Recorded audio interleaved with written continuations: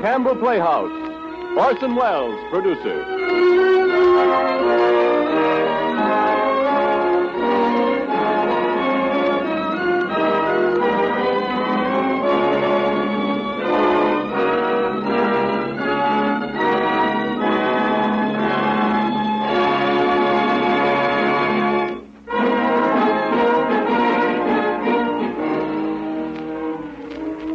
Good evening. This is Orson Welles. Tonight, under the guidance of an expert, we're going to take an excursion into the underworld of the Prohibition period. Our story is The Glass Key, by an author who is best known as the creator of The Thin Man, Mr. Dashiell Hammett. The Glass Key is, to my way of thinking, one of Dash Hammett's very best. So sit back and let the Campbell Playhouse demonstrate that Mr. Hammett knows far more about underworld plots, political skullduggery, and crimes of violence than any other respectable author should. And then when our story is over, we'll have a chance to check on Dash Hammett, because we have with us in the studio tonight a man who knows more about this sort of thing than even Dashiell Hammett. Warden Laws, no less, of Sing Sing, of course, and who will speak to us at the end of this broadcast. And now, The Glass Key, starring Orson Welles as Paul Madvig.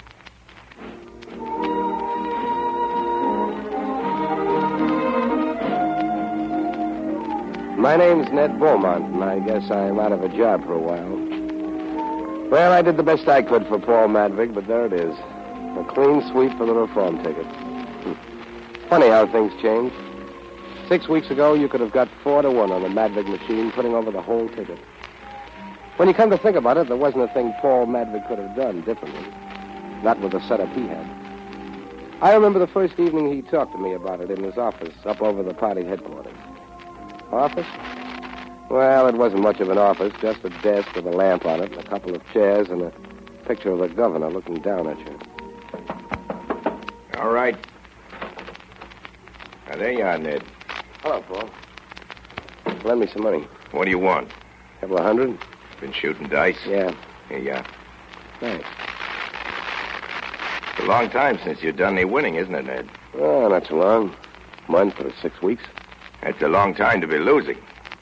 Why don't you try laying off a while when you hit one of these sour streaks? That's no good. It only spreads it out. Well, if you can stand the gaff. I can stand anything I've got to stand. Guess you can at that. Listen, Ned. You know more about this stuff than I do. Janet Henry's birthday's Thursday. What do you think I ought to give her? Is the senator throwing a party? Yeah. You invited? No, but I'm going there to dinner tomorrow night. Are you going to back the senator in this election, Paul? Yeah, I think I will. Why? Because with his help, we can put over the whole ticket just like nobody was running against us. Without you behind him, could the senator make the grade this time? Not a chance. Does he know that? He ought to know it better than anybody else. And if he didn't know it... You wouldn't be going there to dinner tomorrow night. Have you promised him anything yet? Yeah, it's pretty well settled. Listen to me, Paul. Throw the senator down, sink him. Well... Forget he's never been licked at anything in his life. Sure, and that's one of the best reasons I know for throwing in with him. No, it isn't, Paul. It's the very worst. Think that over, even if it hurts your head. How far has this dizzy blonde daughter of his got her hooks into you? I'm going to marry Miss Henry. Is that part of the bargain? Nobody knows it yet, except you and me. That's what you want. Make them put it in writing. Better still insist on the wedding before Election Day. Then you'll at least be sure of your pound of flesh, Paul, or she'll weigh around 110, won't she? I don't know why you keep talking about the senator like he was a yake. He's a gentleman. Absolutely, and his daughter's an aristocrat.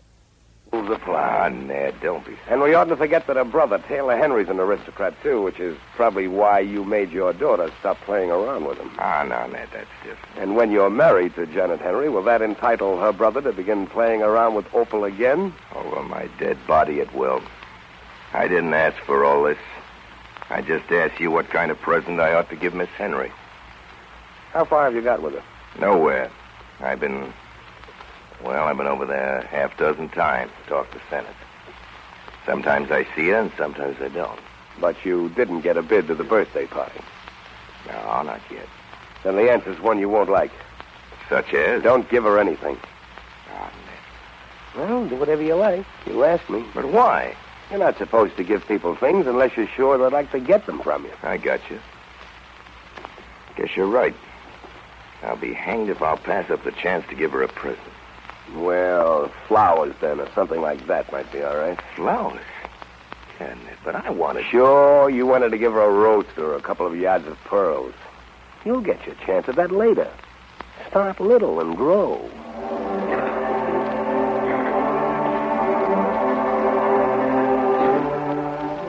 Paul went to that dinner. It was the next night, a Wednesday. Just lately, I found out what happened up at the senator's house that evening. As a matter of fact, I got it... Oh, well, never mind. Don't give it a thought, Senator. Me behind you, the election's as good as in the bag. I've been through a few more elections than you, Madvick. They're never in the bag until the votes are counted. Boys will figure to pile up a 30,000 majority in the 8th Ward alone. What will you two talk about when the election's over? How to win the next one, Miss Henry. I'm afraid that's true. Oh, if you'll excuse me, Madvick, I'll leave you alone with Janet for a moment.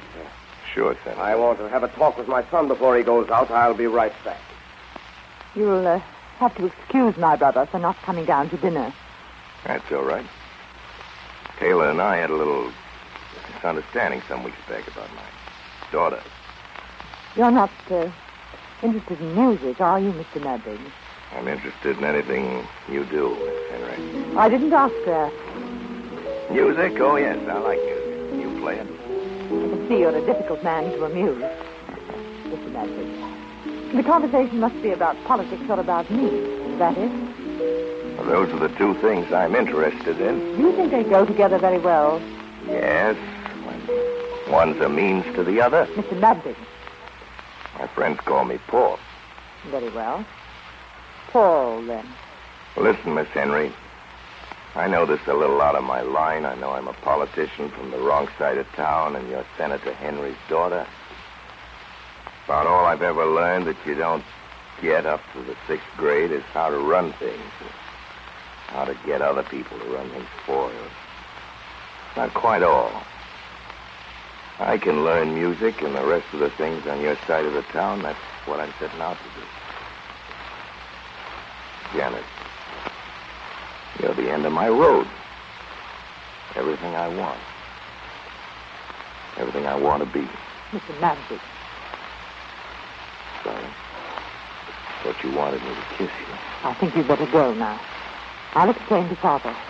Sorry. Let's not talk about it. Your place in the hall. All right. Good night, Miss Henry. Good night, Mr. Madden.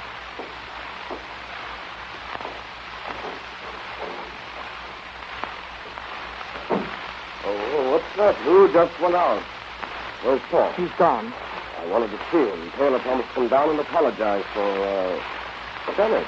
Why did Paul go? Because I asked him to. Father, is it really necessary for me to associate with Mr. Madden? You're in public life, my dear. Besides, Paul's not a bad sort. He's the sort that wants something for everything he does. This evening, he started collecting. What do you mean, Janet? That's what I say. He started to make love to me. What's that? It must have been Taylor. I hope he didn't Taylor! hear what I said. You know how he feels about Madvig. Taylor, come back here! Taylor, come back! Taylor! Taylor!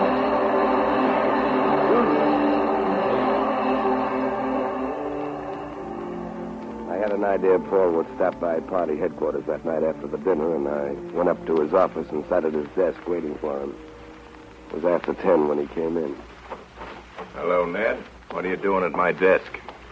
Oh, reading the paper? Thought you was downstairs playing dice. I was. How'd the Henry dinner go? I've been to worse. Was Taylor there? Not a dinner. Why? Because he's dead. In the gut up in China Street. With a fractured skull. Is that so? You understand what I said? Yes. Well? Well, what? He was killed. All right. Do you want me to get hysterical about it? Oh, I thought you might want to look into it since it's Senator Henry's son. It's up to the cops, isn't it? I was there with him before they moved the body. You notice anything? Yeah. What? His hat wasn't there. You won't need it now. Well, I'll be going along. So long, Paul.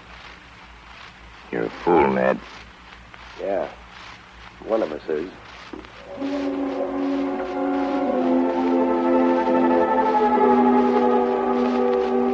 Next day, I drove out to Paul Madvig's house down on Mill Stream Boulevard. I figured Paul wouldn't be in.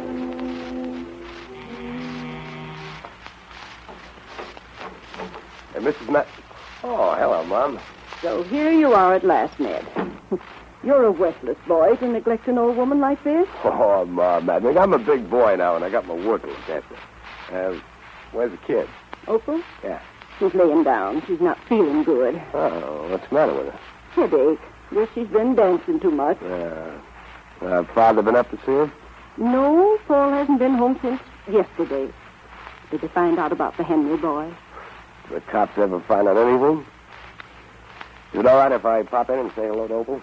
Sure. Go right up, Ned. She'll be glad to see you. Okay. I'll have a cup of tea for you when you come down.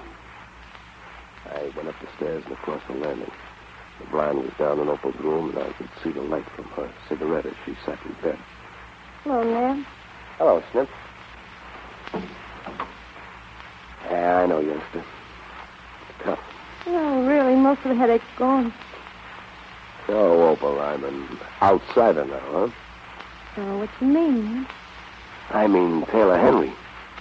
Yeah. But, you know, I haven't seen him for months since Dad made me stop seeing him. Okay, kid, I'll be running along. Oh, wait a minute. Dashiell. What makes you act like that? You oughtn't to lie to me. But you're not. How long since you saw Taylor? You want to talk to him? It's been weeks. All right. Oh, no, don't make it so hard for me. Aren't we friends? Sure. But it's hard to remember it when we're alone to each other. Did you know I'd been meeting? Well, I know it now. No. Never mind that. Ned, I was with him only yesterday afternoon. Oh, see, I was close. Yeah? What do you think that's close? You know, Ned, No. got to find out. I've got to. Why? Ned, if I ask you something, you won't get mad, will you? I'll try not to. Did Dad know that Taylor and I were still going together? Listen, kid, what are you trying to prove? And I thought you weren't going to get mad. I'm not. Did you really love Taylor Henry, Chip, or was it just because your I father... really did love him, Ned. I'm pretty sure. I'm sure I loved him.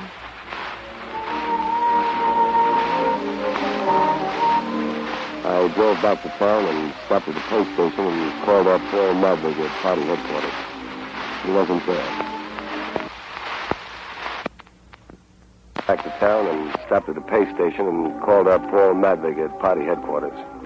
He wasn't there. Around 3, I went over to the district attorney's office. District Attorney's office. Mr. Farr's busy. Will you leave your number? Thank you. Hello, District Attorney's office. Hello, sister. Hello, Mr. Beaumont. Tell Mr. Farr I want to see him. Sure. Hello, Mr. Farr. Mr. Beaumont's here. Yes, Mr. Farr. You can go right in, Mr. Beaumont. Right. You know the way. I ought to. District Attorney's office. Sorry, Mr. Farr's busy. Would you leave your name? Oh, hello, Ned. Come right in. Hello, Farr. Sit down. What can I do for you? Farr, I want you to fix me up with some sort of paper, special prosecutor or something. Oh, sure, I guess I can fix it up, but what crime are you particularly interested in solving? A murder. The murder of Taylor Henry, remember? Oh, yes, but I thought, well... That Paul Madvig and I might be interested in not solving the case, is that it? Oh, now, Ned, I didn't say that, but... Here, I want to read you this note. I get one of them every day. Oh, writing notes, are they? Let's see. Typewritten on plain white paper? What does it say? Well, it doesn't say anything. It just asks a question. Is Paul Madvig the reason you're doing nothing to solve the Henry murder? Well? Well, now, Ned, don't think I'm taking that seriously. But you know, we get bails of that kind of stuff every time anything happens. I just wanted to show it to you. Oh, that's all right, as long as you keep on feeling that way about it. I don't think I'd say anything to Paul about the notes if I were you. He's got enough on his mind. Well, sure, whatever you say, Ned. Listen, Fa, Paul hasn't anything to hide in the Henry murder, and I wouldn't like to think you were going around thinking he had. Oh, now, for heaven's sake, Ned, get me right. You know darn well there's nobody in the city any stronger for Paul and you than me. You know you can always count on me. Well, that's fine. Well, I've got to run along. So long, Fa.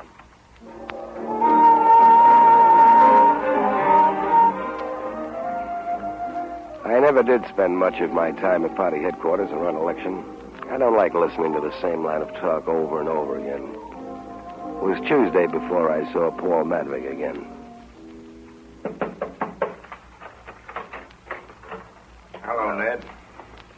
Where you been the last few days? Oh, in different places. Oh, Paul, you oughtn't to wear silk socks with tweeds. No. I like the feel of silk. Well, then lay off the tweeds. Did you go to Taylor Henry's funeral yesterday? Yeah. Senator suggested it. How is the senator? He's all right. I spent most this afternoon up there with him. His house? Yeah. Was the daughter there? Janet Henry was there. Yeah, it's Janet now. Getting anywhere with her? Still think I'm going to marry her. Does she know yet that your intentions are honorable? I'll lay off, Ned. All right, Paul. I came here to tell you something you ought to know. About the election? Yes, in a way, it's about the election. Shadow Rory's noising it around that you know more about Taylor Henry's death than you're telling. That won't do you any good with the respectable citizens, civic union, and the women's clubs. So Shadow Rory's shooting his mouth off, is he? His own backyard's getting too small for him. Ned, I think I'll knock Shadow Rory loose from our little city. I'm tired of having him around, Ned. I think I'll knock him loose right away, starting tonight. For instance? For instance, I think I'll have Farr close up the doghouse and Paradise Gardens and every dive that we know Shad or any of his friends are interested in.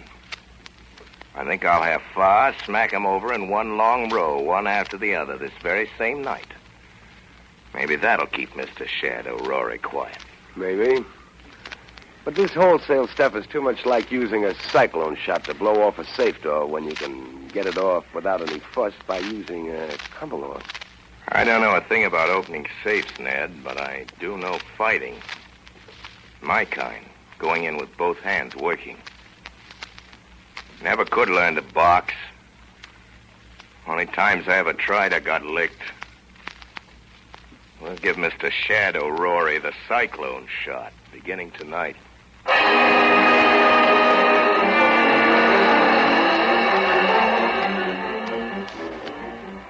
All right, men, break down the door.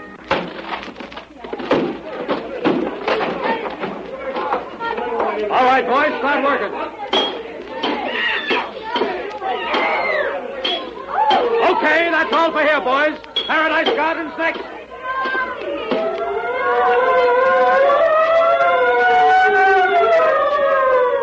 Well, that was quite a night. From midnight to dawn, they raided Shadow Rory's places. The doghouse, Paradise Garden, the carousel, one after another. The next evening, Paul Madvig and I were sitting in a private room at Pip Carson's. The man opened the door and came in without knocking. A man of medium height with smooth white hair. He wore a dark blue overcoat over a dark blue suit and carried a black derby hat in a black gloved hand. How are you, Shad? I'm fine, Paul. How's yourself? You know Beaumont, Mr. Shadow Rory. Yep. Yeah. Madwig, politics is politics and business is business. I've been paying my way, and I'm willing to go on paying my way in this town. But I want what I'm paying for. Yeah? What do you mean by that? I mean that half the coppers in town are buying their cakes and ale with dough they're getting from me and some of my friends. Well? I want what I'm paying for. I'm paying to be let alone. And election or no election, I want to be let alone. Business is business and politics is politics. Let's keep them apart. No.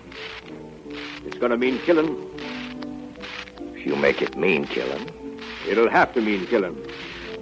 I'm too big to take the boot from you, Madvig. Maybe you're too big to take it laying down, but you'll take it. You are taking it. I'm opening the Paradise Garden again tonight. I don't want to be bothered. Bother me, and I'll bother you. Ned, get me headquarters on that phone, will you? Sure. Operator, police headquarters. Well, I want to speak to Lieutenant Brett. Here he is, Paul. Hello, Brett. Paul Madwig. How are the folks? It's good. Say, Brett, I hear Shad's thinking of opening up again tonight, yeah. Yeah, the Paradise. We'll slam it down as hard as it can. Right. Sure. Right. Now, do you know where you stand? You're through, Shad. You're through. I understand. So long, Madvig. Well? Wrong, Paul. Holy mackerel. Don't anything suit you? Say, where are you going? I'm leaving. I'm tired of Hicktown stuff. Meaning me? This is a swell time to be throwing me down. Say, you're hard to get on with, Ned. I never said I wasn't. Yeah, have a drink. There's no hurry, is there? No. Thanks. You mind telling me why you think I handled Shad wrong? It won't do any good. Try. Shadow Rory's going to fight. You've got him in a corner. There's nothing you can do now but play the long shot. You're trying to re-elect the whole city administration. Well, giving them a crime wave just before election isn't going to make them look any too efficient. And then there's this stuff that's being said about Taylor Henry's killing. Next thing you know, it'll be printed. You think I ought to lay down to Shadow Rory? Well, I think you should have left him an out, a line of retreat. You shouldn't have got him with his back to the wall. I don't know anything about your kind of fighting. He started it. All I know is when you got somebody cornered, you go in and finish him. That system's worked all right for me so far. Well, Paul, this is one time I think you've let yourself be outsmarted. First, you let the Henrys wheedle you into backing the senator. There was your chance to go in and finish an enemy who was cornered. But that enemy happened to have a blonde daughter in social position and whatnot, so you... Cut it out, Ned. Well, I must be running along. Oh, now, wait, Ned. Take your hand off me. Now, look here, Ned. Let go. Don't be a fool. You and I...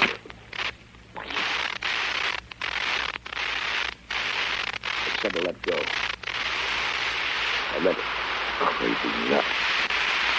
I ought to knock the devil out of you. Ah, come on, Ned. Let's finish our beer.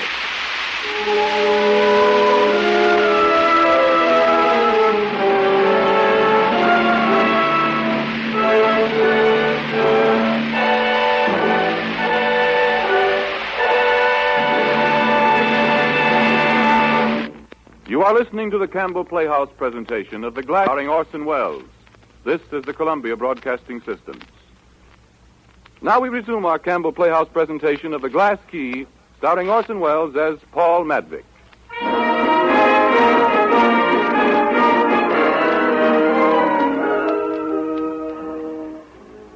Well, you can't keep a thing like that quiet. By next morning, word had filtered through the grapevine that Paul Madvig and I had quarreled in the back room at Pip Carton's. At noon, one of Shadow Rory's boys by the name of Whiskey Saunders came to my apartment. He didn't stay very long. Around 3, I wandered over to the Paradise Gardens, and in the private room of the joint they'd smashed up 2 nights before, Shadow Rory was waiting for me. Oh, I'm glad to see you, Beaumont. Drop your hat and coat anywhere. What'd you want to see me about, Shad? I heard what happened after I left last night. I owe you something for trying to stop Paul from closing up my joints. You don't? I don't? No. I was with him then. What I told him was for his own good.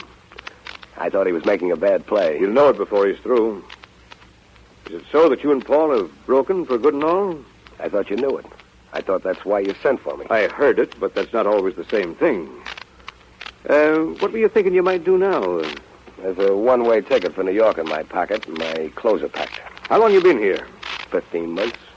You and Paul have been close as a couple of fingers. How long? Yep. You ought to know a lot of things about him. I do. Why did Paul Madwig bump off young Henry? Make your proposition. How does it hit you? After election, I'll take you to the finest gambling house the state's ever seen. Let you run it to suit yourself with all the protection you ever heard of. That's an if offer if you win. Don't you think we're going to win the election? You won't bet even money on it. You're not so hot to go in with me, are you, Beaumont? No, it wasn't any idea of mine. Sit down. We can still talk, can't we? Sure. Listen, I'll give you 10 grand in cash right now if you'll come in, and 10 more on election night if we beat Paul. And I'll keep that house offer open for you to take or leave. You want me to rat on poor Madvig, of course. I want you to go to the papers with a lowdown on everything you know about him being mixed up in the sewer contract. The dirt on how he's running the city.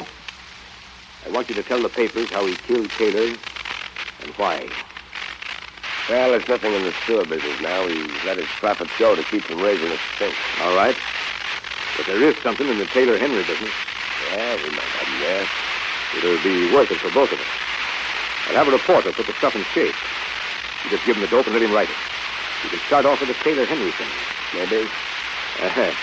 You mean we ought to start off first with the $10,000? Well, there's something in that. Here. 10 grand. Count 'em up. Thanks. The thanks go both ways. The reporter's out there now. Shall I call him? I ought to have a little time to straighten it out in my mind. I'll give it to him any way it comes to you. He'll put it in shape. Fine. We'll go over to my place now and get to work on it. It'll be better here. Well, if it's the money you're worried about, you can hang on until I've turned in the stuff. I'm not worried about anything. But you're in a tough spot, and if Paul gets the news, you'll come over to me, and I don't want to take any chances on having you knocked off. You'll have to take them. I'm going. No. Jeff, whiskey? Yeah, boss. Come on in here, you two. Okay. I am afraid we'll have to persuade Beaumont to stay with us. Sure. Want us to get to work? Well, how about it, Beaumont? You coming across on Madwig? No. Too bad. Well, boys, get going. Come on, Whiskey. Sure.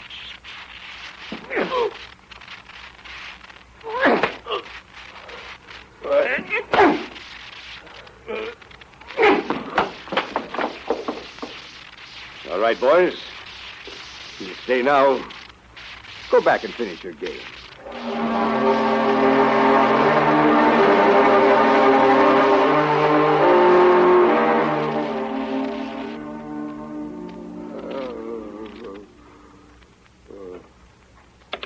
Raise your 2 bits, Whiskey. I'm staying in. How many cards, Jeff? 3. 2 for me. 4 bits. I'll fade.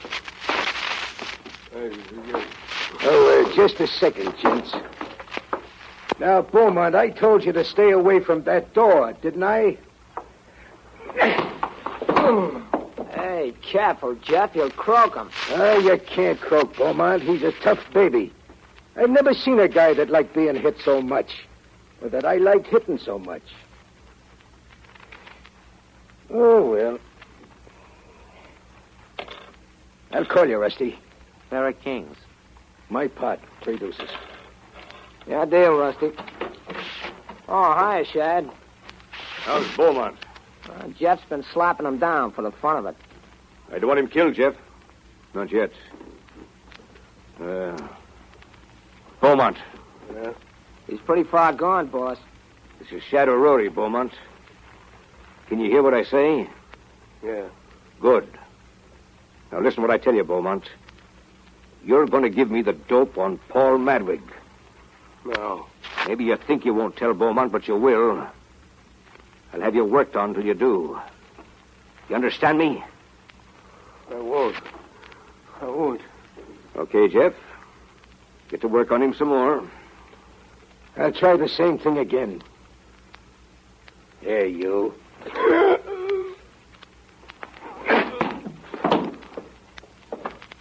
It ain't no good now. He's thrown another Joe. I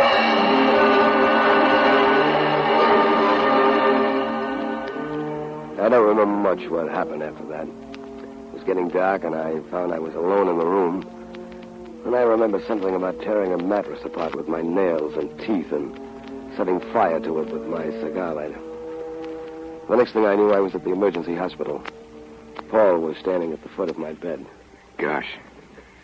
Glad to see you alive, Ned. Oh, Paul. How'd I get here? A copper found you crawling on all fours in the lawn of the Paradise Garden, leaving a trail of blood behind you. I think of funny things to do. Yeah. Did your nails shed? No use, Ned. They'll lay it on Jeff and let him take the rap for assault. What good does that do us? Is Shad still squawking about the Taylor Henry murder? Chronicle's full of it. Other papers are taking it up. We're going to stop that. You're going to stay in bed and get well. That's what you're going to do. Look, Ned, I've got a visitor with me. She'd like to see you. She's waiting in the hall. It's kind of important to me. Mind if she comes in? Well, I guess not. Who is it? Janet Henry. Well, the senator's dead, huh? Well, send her in. She said she wants to see you alone. That all right? Sure. Take it easy, kid. Looks like I'll have to. So long, Paul. All right, Janet. Ned's feeling better. Come in. Have a nice visit, you two. Thanks, Paul. I wanted to come. You don't mind, do you? I'm flattered. Sit down. No, you're not. You don't like me. Why? I think maybe I do. You don't. I know it. Well, you can't go by my manners. They're always pretty bad. You don't like me, and I want you to. Why? Because you're Paul's best friend. Paul has lots of friends. He's a politician. You're his best friend. He thinks so. What do you think? I think you are, or you wouldn't be here now. You wouldn't have gone through that for him. I wish you'd like me if you can. Miss Henry, I'm kind of awkward when I'm around people like you who belong to another world altogether, society and Rhodo sections and all, and you mistake that for enmity, which it isn't at all. You're making fun of me. But I don't even mind that if you'll let me be your friend. Well, I might. Might be something new. I never had a senator's daughter for a friend.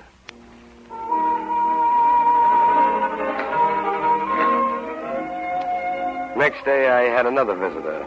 About 2 in the afternoon, the nurse came in to see if I was sleeping. I wasn't. Basket of fruit for you, Mr. Beaumont. Who from? Here's the card. Open it, nurse. It just says, please, and it's signed Janet Henry. Oh, help yourself to the junk. Take enough so it looks as if I'd eaten it. No wonder people beat you up. And there's a Mrs. Madvig here to see you. I'll tell her to come in and you stay out. It'll be a pleasure. All right, Mrs. Madvig. Thank you. Hello, Ned. Come on over here, Mom. I'm going to kiss you. Oh, what foolishness. Well, you don't look so bad, nor yet so good. How do you feel, Ned? Oh, it's swell. I'm only hanging around here on account of the nurses.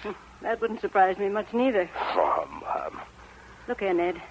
You've got to tell me the truth. Paul didn't kill that whippersnapper Taylor Henry, did he? What makes you ask that? Opal, wasn't it? Wasn't it? Yes. Opal's got herself in a state over it. She's sure her father did it. What she got? Evidence or intuition? She gets a note like this every day. I'll bet she does. I've seen one of those before. Read it to me anyway.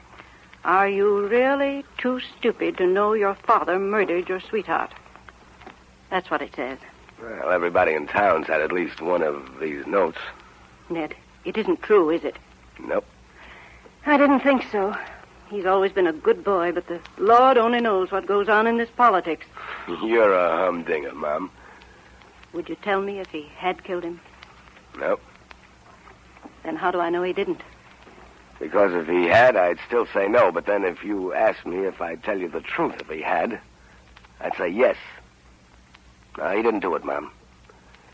It would be nice if somebody in town besides me thought he didn't do it, and it would be especially nice if that other one was his mother.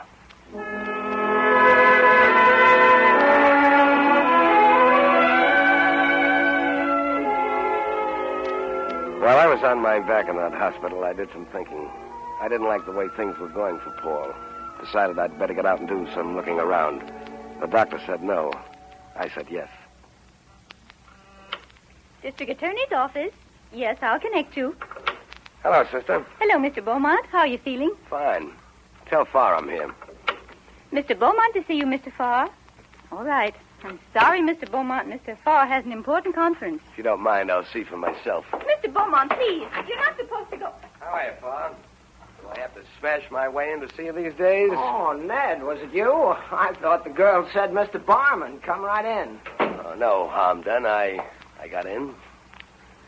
Anything new? Oh, no, nothing. Just the same old grind. How's the electioneering going? Well, it could be better, but I guess we'll manage all right. What's the matter? Oh, this and that. Things always come up. Well, that's politics, I guess. Yeah. Anything I can do, or Paul, to help? No, I think not. This Henry killing the worst thing you're up against? Well, there's a lot of feeling that we ought to have cleared up the murder before this, and that Paul ought to have helped. That's one of the things, and maybe one of the biggest that'll count against us at election. Made any progress since I saw you last? No, not much. Listen, Farr. Paul's always glad to help the boys out of holes.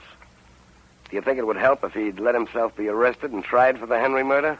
Well, it's not for me to tell Paul what to do. Yeah, there's a thought. And here's another one that goes with it. It's not for you to do much Paul wouldn't tell you to do, Mr. District Attorney.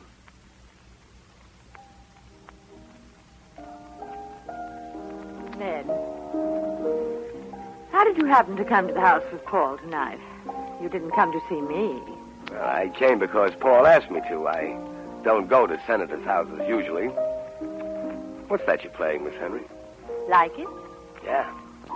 I want to talk to you, Ned, before Father and Paul get through with their business. Go ahead, talk, but don't stop playing. How's Opal? I haven't seen her since last week.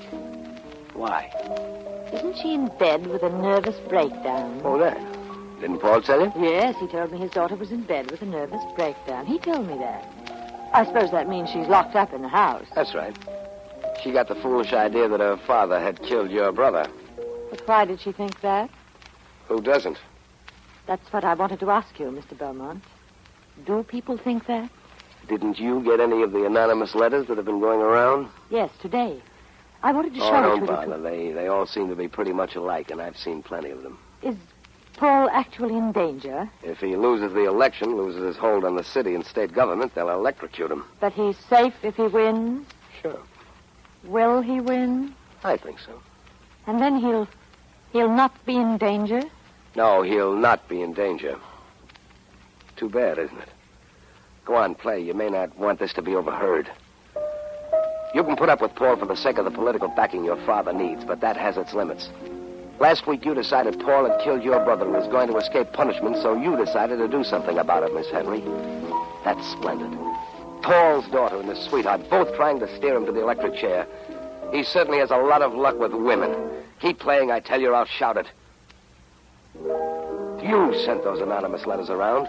Certainly you did. I'm not good at lying. I know Paul killed Taylor. I wrote the letters. You hate Paul, don't you? Even if I proved to you that he didn't kill Taylor, you'd still hate him, wouldn't you? Yes, I think I should. That's it. You don't hate him because you think he killed your brother. You think he killed your brother because you hate him. No, now listen to me. I'll tell you what happened that night. Paul came to dinner, the first time we'd had him to dinner. Taylor wasn't at the dinner table, but he was up in his room. Yes, he would meet with Paul because of the trouble he'd had about Opal. After dinner, Paul and I were alone for a little while in this room, and he suddenly put his arms around me and tried to kiss me. What happened then? I asked him to leave. And then? Father came down. He'd heard Paul going out. I told him what had happened. And then Taylor came down from his room. He must have heard what I said because he ran out the door after Paul. Father tried to stop him. I didn't see either of them until Father came to my room and told me Taylor had been killed. Well, what of it? What of it? How could I help knowing then that Taylor had run out after Paul and had caught up with him and had been killed by him? He was furious. No, that won't do. Paul wouldn't have had to kill Taylor, and he wouldn't have done it. Paul doesn't lose his head in a fight. I know that. I've seen Paul fight, and I've fought with him. No, that won't do. I know. You're Paul's friend. It hurts. You're right about my being Paul's friend. Then this is useless. I thought if I could show you the truth. But we needn't be enemies, need we? The part of you that's tricked Paul and is trying to trick him is my enemy. And the other part of me? It hasn't anything to do with that? You don't know that part, do you? Sure I do. That part was playing the piano just now.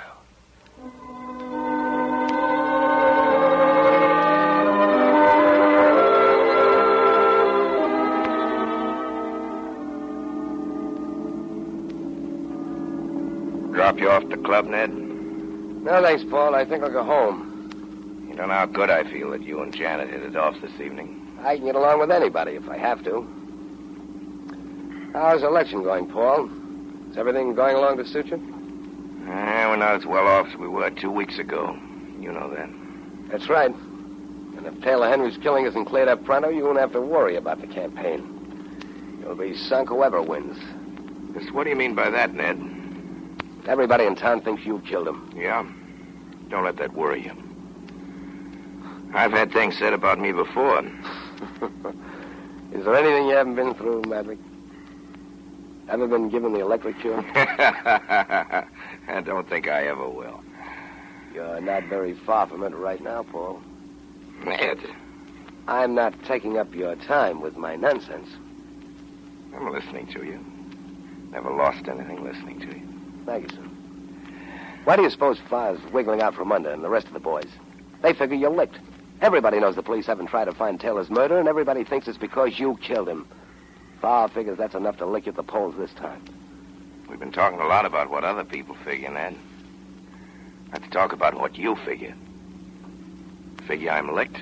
I've told you. If Taylor Henry's murder isn't cleared up pronto, you're sunk. That's the whole thing. That's the only thing worth doing anything about. That won't do. Think up something else. Must be an out, Ned. Think. There isn't. That's the only way.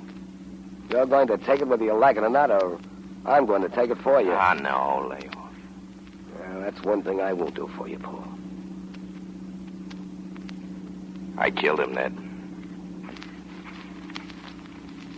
It was an accident, Ned. He ran down the street after me when I left. Cane he picked up on his way out. Tried to hit me with a stick. I don't know how it happened, but pulling it away from him, I hit him on the head with it. Not hard, but he fell back and smashed his head on the curb. What happened to the stick? I took it away under my overcoat and burned it. What kind of a stick was it? A rough brown one. Heavy. And you had a clear self-defense plea. I know, but I didn't want that, Ned. I want Janet Henry more than I ever wanted anything in my life. What chance would I have then? Even if it was an accident. You'd have more chance than you've got now. Janet Henry's always thought you killed her brother. She hates you. She's been trying to play you in an electric chair. She wrote all those anonymous letters to everybody. She's the one that turned your daughter against you. She was telling me this tonight, trying to turn me. She's not... That's enough. What is it, Ned? Do you want her yourself, or is it... It doesn't make any difference. Get you, heel. This is the kiss-off. Whatever you say, Paul.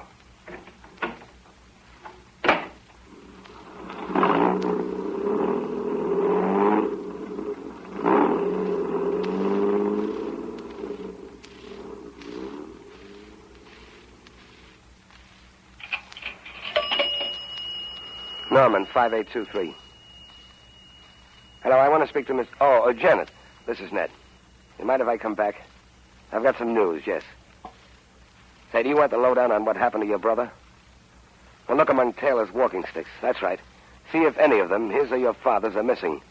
Particularly a rough, heavy brown one. Yeah, that's right.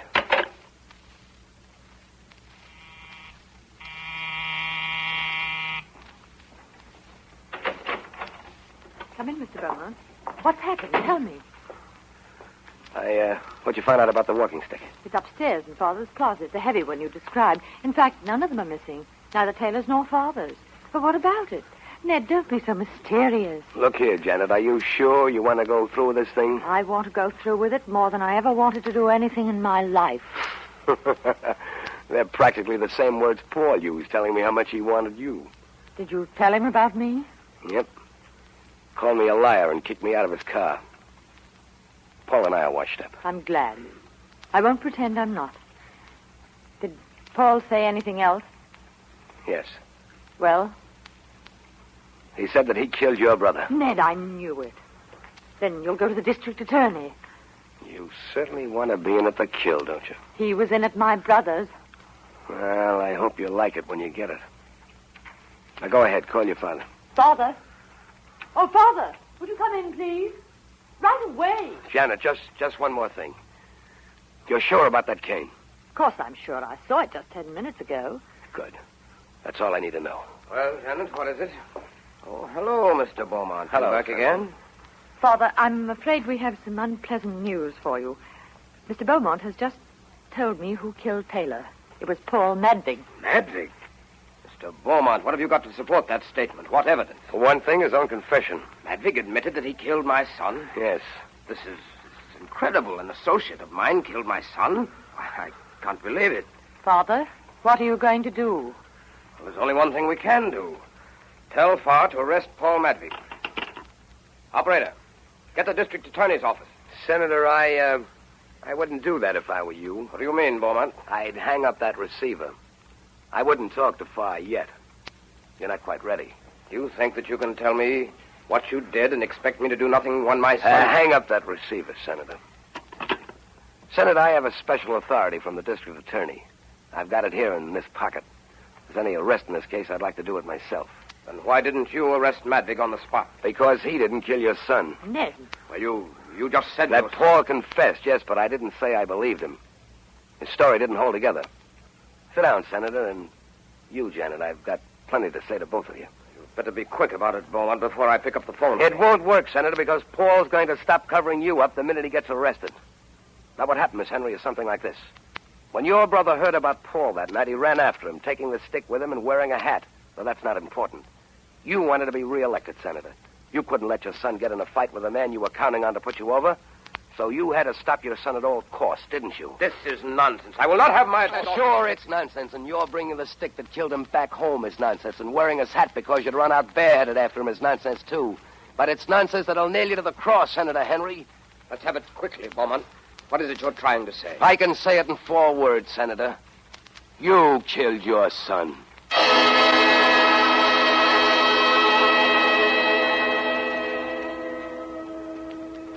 Well, that's how the Reform Party got in. Here it is, right off the tape. A plurality of 227,000. That's reform with a vengeance. After tonight, Paul and I are on the shelf. Even Shadow Rory is out of the picture. 2 days ago, he was killed by one of his own henchmen at Paradise Gardens. Senator Henry's through with politics, too. He's indicted for manslaughter by his own confession, and he's waiting trial. Paul Madvig's lying low for a while. Never gives up, that man. I said goodbye to him yesterday. We shook hands. There wasn't much we could say. Well, I still got my one-way ticket to New York, and tomorrow I'm going to use it. I'm the sort that likes to travel alone, but, well, I guess the reform wave's got me, too. There's another ticket in my pocket. I bought it last night. This one's for Janet Henry.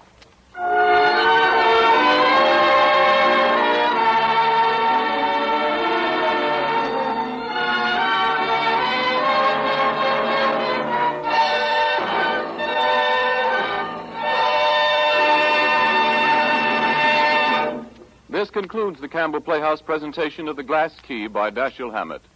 In just a moment, Orson Welles will return to the microphone. But first, and now, here is Orson Welles. In a certain sense, The Glass Key is something more than a detective story.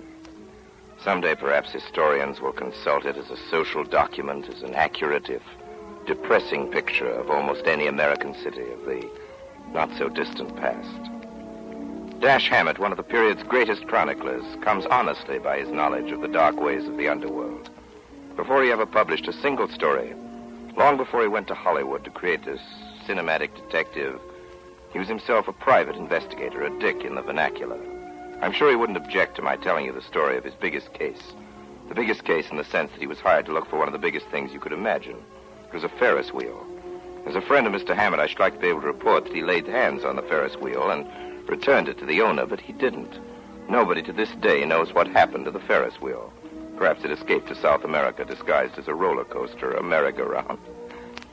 However, Hammett, thwarted in his career of detection, turned eventually to literature, and I, for one, am heartily thankful.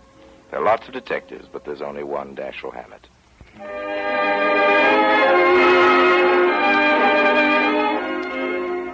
In tonight's Campbell Playhouse production of The Glass Key, Orson Welles played the part of Paul Madvick, Paul Stewart played Ned Beaumont. Ray Collins played Shadow Rory, and Myron McCormick the part of Senator Henry. Effie Palmer was Mrs. Madvick, Elsbeth Eric was Opal, and Elizabeth Morgan was the telephone operator. The role of Farr was played by Everett Sloane, that of Jeff by Howard Smith. Laura Baxter played Jeanette Henry, and Edgar Barrier the part of Rusty. Music for the Campbell Playhouse was arranged and conducted by Bernard Herrmann. And so until next week, all of us on the Campbell Playhouse remain obediently yours.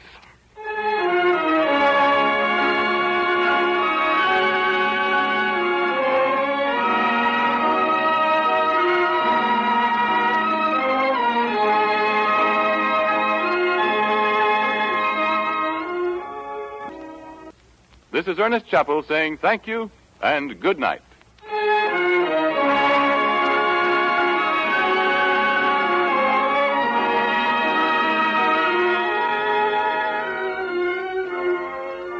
Heard on tonight's show, Manhattan Serenade and Metropolitan Nocturne by Louis Alder, also Alfred Newman, Street Scene. This is the Columbia Broadcasting System.